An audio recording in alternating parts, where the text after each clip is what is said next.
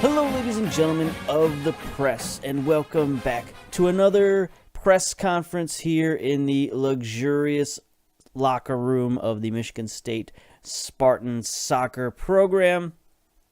Now, it's traditional for college coaches to do a big press conference to reveal their recruiting class for the season, and we're going to do that. We're going to get to that, but first I thought it was prudent to maybe give a refresher course on scholarships and recruiting and all that stuff as it applies to NCAA soccer.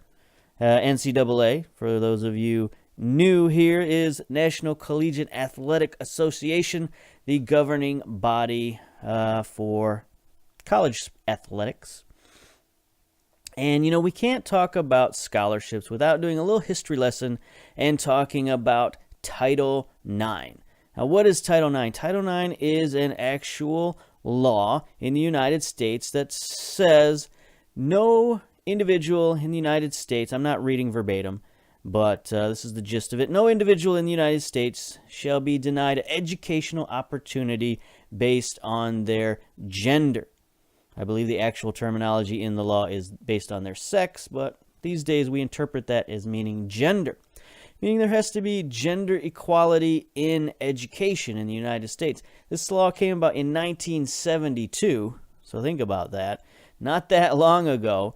It was actually legal to deny women and girls access to certain types of education, specifically physical education and sports.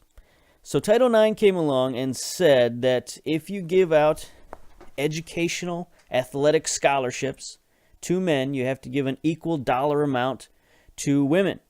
So this has brought about certain things in college sports, such as scholarship limits, right? Because you can't sit there and give out an unlimited number of football scholarships, because then you have to turn around and find an unlimited number of volleyball scholarships or something like that to hand out. And this simply can't do that. So in this framework, there's a certain number of scholarships that we're allowed to have as a team. And that number is 9.9 scholarships, which I'm rounding up to 10. So we can give out 10 scholarships per season to student athletes here in the men's soccer program. Now, the good news is that those scholarships, once given, they can be extended year after year. So you can actually have more than 10 scholarships on your team. You just can't give out more than 10 in any one particular year. So we can have a total of 30 members of the squad. So we can, at any time, at any one time, we can have a total of 30 scholarships, but we can only give out 10 per year. I hope that makes sense. So we're going to get to this year's crop of recruits, and we're going to talk a little bit about the recruiting season that we're in. So we're going to pause it here and get to the recruits. So a momento. Okay, we're back. And we're going to get to our recruits in a minute, but first we're going to take a look at the calendar. And the reason we're going to look at the calendar is to talk about the recruiting period that we're in. This is a new experimental early recruiting season for the NCAA. Now, normally, the NCAA for men's soccer, the recruiting period, the signing date, the signing window, essentially, is in November. That's when new recruits are able to sign their letters of intent and be given scholarships.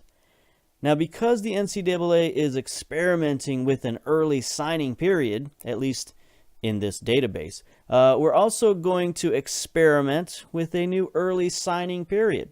So we're going to sign our recruits now instead of later in the year, because honestly, we need them for this season. Because we weren't allowed to sign any recruits last year because we weren't the coach last year, and apparently last year's coach didn't sign many recruits this year. So we don't have enough to give away. So that's why we're doing this recruiting class now. A lot of other teams around the nation are also doing their recruiting now, so I figured we might as well keep up with the Joneses and do our early recruiting periods. So let's get to our transfer history and take a look. As you can see here, we signed a pretty deep class. We've signed 8 players. Yes, 9 players. 1, 2, 3, 4, 5, 6, 7, 8. Yeah, we signed 9 players and we lost 1. So total of 8 came by. First of all, let's talk about the player that we lost, Alfredo Maciel. He has decided to join the Chicago Fire Academy. He's left school. He decided to pursue a different route towards professional soccer. He's a good player. We're gonna miss him. He was a good locker room presence, a good team guy, and we wish him all the best out there in Chicago and chasing his dreams. Now, in terms of players we brought in, we needed a lot of depth. We didn't necessarily need a lot of starters, but we needed a tremendous amount of depth. We were very thin. We only had 15 players on the whole roster. So now we've added, a total of 8, and I think that brings our numbers up to a very, very viable group that we can play. So first of all, our first signee, Mamadou Kaba. He was a early signee for us. He was out visiting the Gonzaga campus when we first came in. And I saw he was out there visiting Gonzaga. They hadn't offered him a scholarship, so I decided to go ahead offer him a scholarship with very little recruiting or very little scouting. But he came back. He's a very good player. Mamadou, he played for the Michigan Bucks, so familiar with him. He's played locally. Very good central defender. He's a strong kid, very fit. He's a good defensive player, of course. Positioning, heading, marking, tackling. Mamadou will do very well for us, probably in a reserve role at central defense, but he could work his way up. He is a little on the old side, 22 years old. He's been, going to school in junior college, and so he's coming into us as a junior. He'll be heading into his senior season with us. Next, Johan van Boxtal from the Ann Arbor Academy. So a guy we plucked out of our rivals' neighborhood. 17-year-old freshman, a poacher, a striker. We needed some more strikers on this team. We only had 1. And Johan is an excellent player. Fresh out of high school. No other playing experience other than that. A young man from Ann Arbor, Michigan. Not the fastest kid you ever met, but 6'4". Good jumping reach, good physicality other than his pace, and we can work on his pace. We can get him a little stronger. But he's another one of those guys that we're looking at. Strong mentally, a good team player, guy who understands the team concept. He's got some flair in front of the net, and he scores goals. This kid is a finisher, both in the air and on the ground. He's going to, put the ball in the back of the net. And with that kind of size, we might make him a target man. So he's got a lot of potential. Young kid is going to do very well for us. Then, out of the Varder Academy, Henrik Nielsen. This kid is a wonder kid. He's over from Holland, and he's an amazing player. He's an amazing young man. He's only 15 years old. He's already graduated high school. He's already made his way into college eligibility at only 15 years old. It's very rare. You don't find a fella like this very often. Not only is he, intellectually ready for college, but he's also physically ready for college. He's a wonder kid. Pace, acceleration, agility. This kid's very good. He's not the strongest guy you ever met, not the biggest or great jumping reach, but he doesn't have to be. He's a very speedy winger, very determined young man. Obviously, if you're going to graduate high school at 15 years of age, he's also very skilled, though. Coming over from Europe, he's got those European skills, crossing corners, finishing, first touch. He's an outstanding winger. This kid could be an all Big Ten type player, and he's the replacement that we need at right wing. So it's a possibility, a probability he's going to be our starter in the Big Ten at 15 years old. Look out. Then we got another local kid from the Lansing Academy, Brandon Morris. Again, another 17-year-old freshman straight out of high school. He's got that fitness that we like in our players. He can run up and down the field. Maybe not the fastest guy in the world, but he's another determined young man, great mentals. He's an outstanding tackler at the fullback position. He's a monster when it comes to tackling the opposition. He's also pretty good at marking, and he should be a solid defensive contributor for us, if not now, then in the future for sure. Then we got another guy from out in the wild on a free transfer, Adrian Villa, 18-year-old freshman, defensive midfielder prospect, sort of a late bloomer out of high school, but he is a very technically sound defender when it comes to being a midfielder. He's got good first touch. He's a good passer of the ball. He's a good tackler as well. Again, not the greatest physicality that we like. He's got some work to do in terms of his mental and emotional development when it comes to being a team player and understanding team dynamics. But we'll get him there. We've got a strong locker room, and we'll definitely bring that young man along. Another, Michigan kid, Nick Vargas from the Grand Rapids Academy. Another 17-year-old high school player. He's another striker, and he's another very good player. He's got some pace and some fitness that we like, acceleration. He's a pressing forward, so he gives us a little bit of other dimension up there at striker. Another determined young man, aggressive. He's very good at scoring headers. He could use a little bit more experience finishing, but if the ball's in the air, he can go get it, and that's good. Gives us, like I said, another dimension from the striker position. Then, again, from the Varder Academy, we went and got Ahmed Shaheta, another freshman out of high school, another midfielder. We're definitely thin on the midfield, but this is another interesting freshman. He could do some contributions for us, especially if we start testing our depth. 5'11", 156, decent size. He's a little low on pace, so we need to work on that. But other than that, his physicals are pretty good. Decent mental attributes. He could use some work in the teamwork area, but he's very skilled in terms of passing and first touch, and he can even shoot the ball a little bit from long range. So he's another kid who could contribute to us on the field, and I think our locker room will do him some good. Another player from the Michigan Bucks, Brian Gonzalez. Picked him up, another 22-year-old who's been bouncing around in junior college, and now we've made the move to bring him in. Basically, he's a versatile player. He's a locker room type guy. He can play any of the three defensive positions, left, right, or center. He's an ambitious young man, good locker room type character, good leader.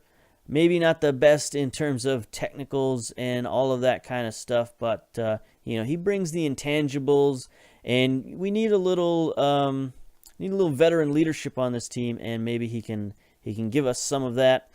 And then finally, from the Michigan Wolves, James Richards, another 17-year-old freshman, another guy with very good fitness, good leadership potential, a left back. Guy, some depth we definitely need there at left back. We're very thin at left back. He was a guy that we had to sort of scramble to find this guy at the last minute, but he was available. He hadn't quite made his college decision yet. 5'8", 143, maybe a little bit more of a wingback type player, but we're going to try to convert him into a fullback as best as possible. So there we go, James Richards. Now, a lot of those freshmen are going to be playing today as we go up against our bitter rival, the University of Michigan Wolverines. Not Michigan University, University of Michigan. That is their proper name. U of M, as they say. Here's the U of M's roster. They've got a pretty decent roster. We haven't scouted them fully yet for whatever reason. They've made some signings in this early season as well. Several players from the Michigan Academy, even somebody from the Crew Academy, I guess, the Crew Wolves. Yeah, there's some sort of developmental academy attached to Columbus. So they haven't made quite as many signings as we have, but they have made some signings in this early period. So it should be interesting to see all these freshmen on the field going at it. So, obviously we have got a lot of history with this program, but it is only a friendly. So we're not going to take our rivalry too seriously today, but we're going to get to the match, and we're going to, close the press conference saying we look forward to all these young players. We still have a couple scholarships available if there's a late signing period, but, we'll keep those in our back pockets for now. So that's the end of the press conference. We're going to get to today's friendly versus the U of M. So just a moment. Okay, here we are. We're back for today's game. Spartans versus Wolverines, the classic grudge match in any sport, any endeavor. It is the green and white versus the maize and blue. You can count on it. 985 tickets sold today at DeMartin Stadium. That's pretty good. Light snow and 23 degrees, so we've gone up a degree. I guess that's good. But, we'll see what the this year's Wolverines look like. Now, our preseason schedule, so far we've been killing folks. Lansing United, you saw that game. We beat them 5-2. Then we came back and beat AFC Ann Arbor 8-1. Then Grand Rapids 5-0, Grand Rapids FC. So none of these were college teams that we played. This is our first college team that we're playing. Then we've got Western Michigan University after that. Another one of our in-state rivals. So that should be fun. But the only one we're going to show you here is today against the Wolverines, because that's just how important these kind of games are. So let's get to the game, get to the team selection. Now, unfortunately, our Wonder Kid took a bit of a knock last week, and he's not quite fully fit, so we're not going to rush the youngster back into the lineup. But I have to say, he is a very, very talented player, and if he lasts his whole career here, that will be a very big surprise. That'll be shocking, quite frankly. If he doesn't get signed by an overseas team, then he'll definitely get drafted into MLS as soon as he's eligible. This kid is outstanding. Okay. So I guess that's it. We're going to go with Esquivel. Let's pronounce it Esquivel at right wing today. Is really our only option at right wing currently. Unless we move one of our right backs up to right wing, he's kind of it right now. So we can't risk an injury there. But here we go. We got Bjarnason in goal again. He's pretty much solidified the starting position at goalkeeper. We're going to be going with a freshman this year. Most of these guys have pretty much solidified their positions just because they're leaders on the team, and we don't want to mess with our chemistry at the moment. So we got John Stone and Dylan at the fullback positions. Armstrong in green, central defense. Jajun in Portugal in the midfield. Torres, Miller, Esquivel, and Bernard up top. And Bernard, he's going to get pushed by the freshman, but he's he's a pretty good player in his own right. And Michigan looks like they're going with the 5-4-1 today. A little bit of a defensive formation, but we'll see how that works out. Pep talk today. Let's see. Show me what you got. There's places up for grab. I'd like to say these are our rivals. Go out there. Let's go out there and give the fans their money's worth. How about that? Yeah, okay. The Red Cedar Rowdies are out in force. Opposition instructions. Take a look at this. So I've been playing in the lower leagues over in a different save. And I've developed a tactic of pressing down the middle of the field. So pressing the central midfielders and the central defenders. And it's kind of working in the lower league. So I want to see how that works in the university ranks here. So we're going to tightly mark the wingers and strikers and fullbacks and then press up the middle and see how that works. Here we go.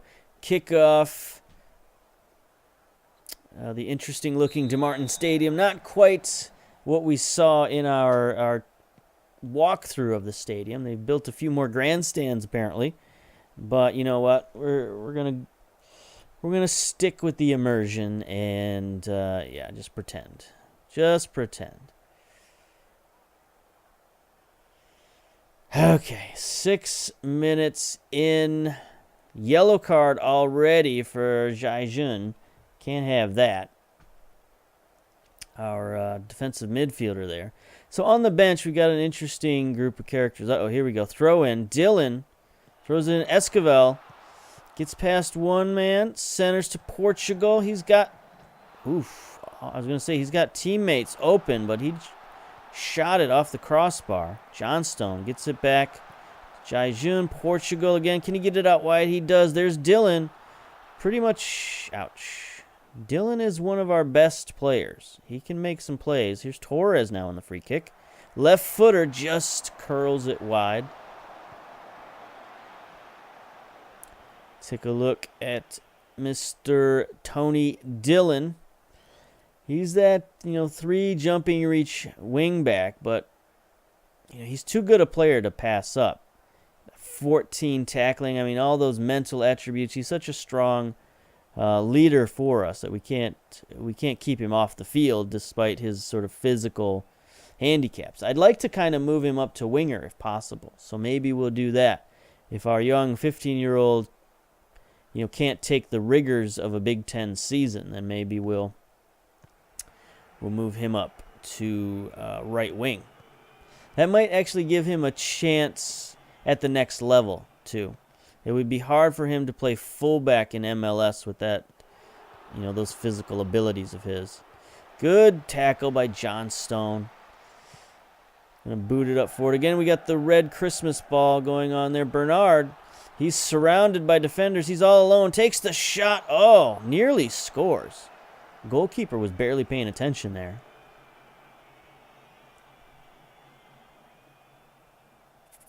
I don't know how good Dylan is as a winger. We haven't really experimented with him up there. His crossing and dribbling and stuff like that, it's not terrible, but it's not great either. He does have decent first touch. He's probably a defensive winger. So there he is on the tackle, the little fella. Gets it stolen. Esquivel sends it for Bernard on the run, using that acceleration just wide. He's not fast, but he's quick, and he can use that to his advantage. Wins a corner out of it. Torres, near side, drops it back to Miller. The Dark Knight sends one in to save. Green gets the recovery, though. We win another corner. What highlights are we on? We're on key highlights. Okay, so we're just getting a lot of key highlights, so that's good, I guess. Miller with the corner. Sends one in. We've got our new corner play installed. Bernard recovers. Sends it back out wide. Miller has to chase it. Highlight is continuing, though. No, it is not. I take that back. I take it all back. 41 minutes now. We're getting close to halftime. See which team can get a goal. Tight match against the two Big Ten rivals. Okay, Ben White has won and lost possession, struggles in possession, blah, blah, blah. They've only had one shot and none on target. So we've dominated the game so far. 9 shots, 3 on target, 54% possession. So we're doing pretty good. So we'll just give the lads a bit of encouragement here. We'll be passionate. This is where we put in all the hard work. Let's go, basically. Yeah. All right, second half. All we need is a goal. All we need is one. I think we can hold these guys off. Like I said, so far they've generated almost nothing. One measly shot. 9 fouls, 45% possession. I would not be happy right now if I was their coach. They've substituted liberally already 5 substitutions. We have not. So maybe we should, at the 60-minute point, make some subs. It is a friendly after all. So we can't put too much into this and look like we're trying too hard. So first of all, I think we'll get the yellow card out of there, bring Vila in at defensive mid. Then what do we do? I mean, we're playing decently well defensively. Left attacking mid, Torres isn't playing too well, so we're bringing Brad Edwards, the 18-year-old. He's a bit of a faster, he's much faster, more aggressive, flair, interesting kid. Bring him in for Torres. Bernard's not playing too good, so let's check out one of these new freshman strikers. Let's go with Johan van Boxtel. 17 finishing. Yikes. What's his acceleration on that? 12 acceleration. We'll keep him at advanced forward. I think we need to start training him up as a target man. He's best as a poacher. I mean, I guess we could put him there. Give him a shot that way.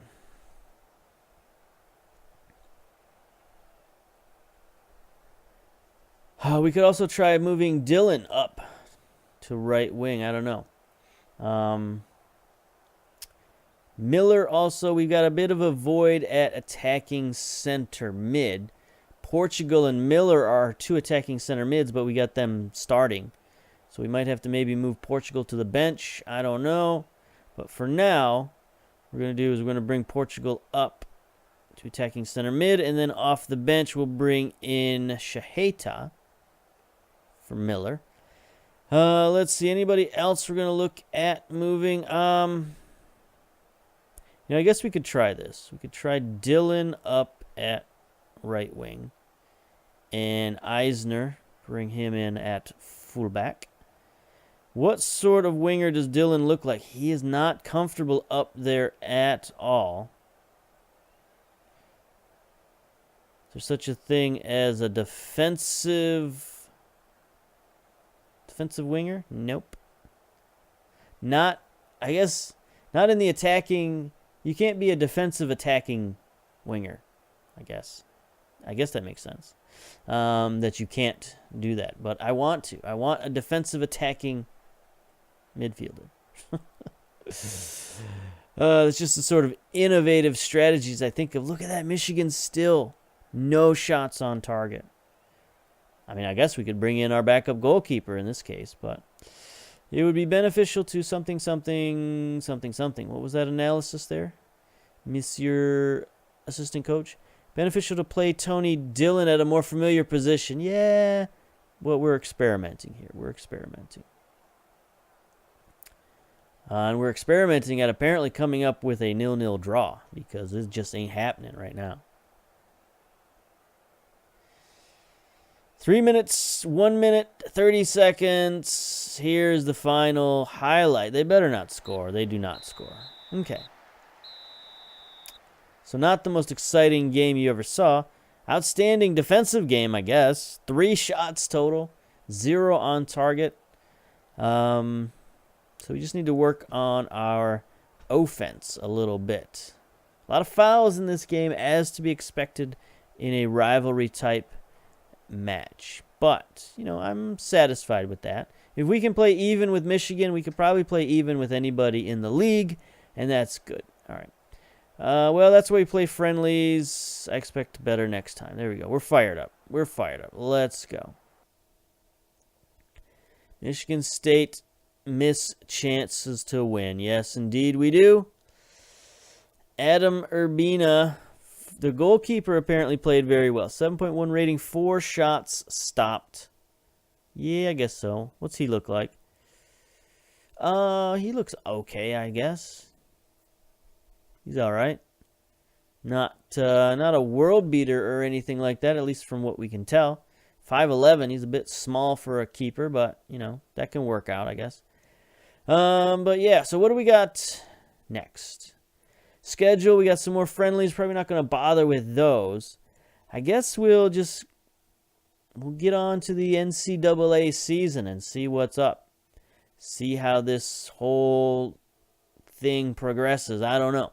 But it's our first season using these new NCAA rules, the new database, and we're figuring it out as we go along. So I guess that's it. Until next time, we'll see you later. Go green.